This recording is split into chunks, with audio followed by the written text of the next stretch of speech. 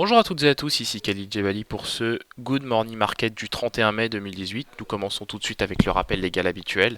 XTB France informe les participants que la présentation à venir et les informations qui vont être dispensées ne constituent pas en aucune manière une sollicitation ou incitation à acheter ou vendre des produits financiers.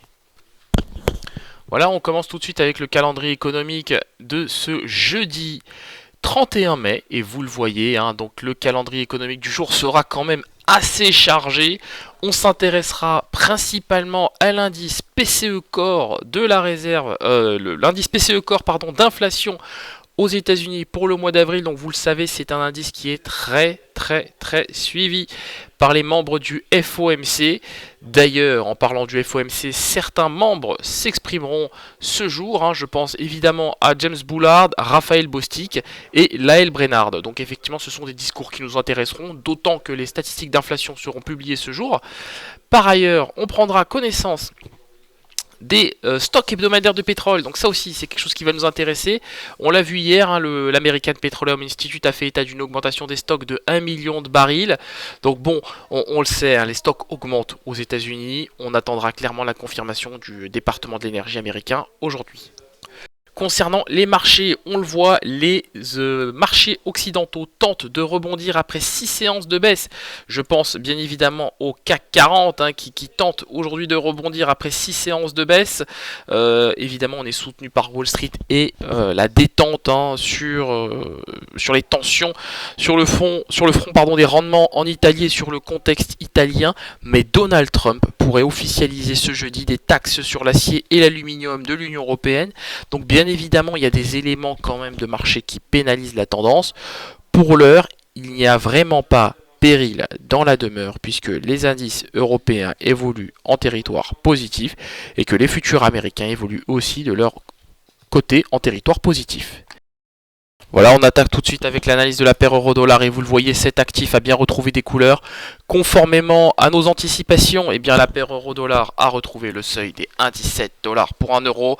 Nous visions hier le seuil des 1,1650, c'est désormais chose faite. On vise désormais le seuil des 1,1725 et pourquoi pas même le seuil des 1,1750$ pour 1 euro à court terme. Sur le DAX 30. Alors le DAX 30 est quand même très intéressant. Alors pour ceux qui ont suivi le live trading d'hier, donc on a bien touché le take profit fixé à 12 800 points. Donc ça c'est très bien. D'ailleurs très bon PNL hier sur la séance. Donc c'est quand même très positif. Pour l'heure, on a un DAX qui perd un peu de terrain. Voilà, donc on perd un peu de terrain au moment où je vous parle. Le DAX 30 rebascule en territoire négatif à 12 740 points, en baisse de 0,02%. Donc c'est une baisse qui, on va dire, qui est tout à fait symbolique. Je m'attends néanmoins à une séance haussière sur le DAX 30. Je viserai pourquoi pas aujourd'hui le seuil des 12 840 points, voire même 12 850 points. Alors j'en suis pas à viser évidemment le seuil des 12 900 points et 13 000 points, pas du tout. Je viserai tout simplement dans un premier temps pourquoi pas le seuil des 12 840 points. Et le cas échéant, effectivement, on pourra, pourquoi pas par la suite, reviser le seuil des 12 900 points. Le gold qui est très intéressant puisqu'il a réussi à de nouveau s'affranchir du seuil des 1300 points, des 1300$ l'once, pardon. Donc c'est plutôt pas mal, c'est bien. On va voir si maintenant les cotations arrivent à se stabiliser autour des 1306$ l'once. Si on reprend ce graphique en unité de temps mensuelle, vous verrez que le gold évolue dans une configuration qui est très intéressante.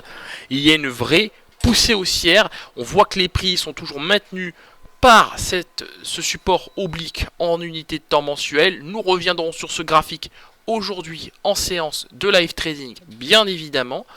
Pour l'heure, j'ai un billet haussier sur le gold et je viserai clairement le niveau des 1306$ l'once à court terme, voire même le niveau des 1307-1308$ l'once. Sur le WTI, donc le WTI c'est assez intéressant, on a retrouvé des couleurs aussi, 68-58, on en a perdu un petit peu, beaucoup d'attentisme sur le WTI avant la publication du département de l'énergie américain.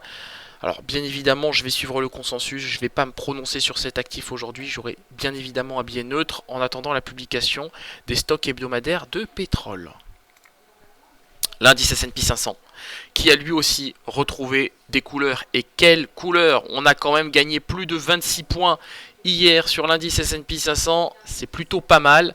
Donc là pour l'heure la toile de fond est clairement haussière. On arrive à s'affranchir de la résistance des 2726 en direction des 2730. Pourquoi pas même le niveau des 2735 d'ici la semaine prochaine. On termine avec le Bitcoin, et le Bitcoin qui est lui aussi plutôt pas mal, assez bien orienté. Donc on voit que les prix sont portés par les moyennes mobiles à 7 et 21 périodes. On a aussi une oblique ascendante plutôt pas mal. Donc pour l'instant, on est à 7500 $ pour un Bitcoin. Je pense qu'on va retrouver le niveau des 7600 $ aujourd'hui. Et si on arrive à s'affranchir de ce niveau, pourquoi pas viser le niveau des 7800 $ pour un Bitcoin. Voilà, on se quitte sur cette note. On se retrouve bien évidemment aujourd'hui à 15h15 pour un débriefing complet. Ne manquez pas cette séance puisque nous reviendrons sur le PNL de la séance d'hier. J'y tiens vraiment. Donc, d'autant qu'il est très bon. Voilà, donc ça me fait une raison de plus. Donc effectivement, voilà, rendez-vous aujourd'hui à 15h15 pour notre séance de live trading. Et là, c'est quand même très intéressant puisque les indices repartent à la hausse. Le DAX est déjà à 12 760 points. Merci à vous et à tout à l'heure.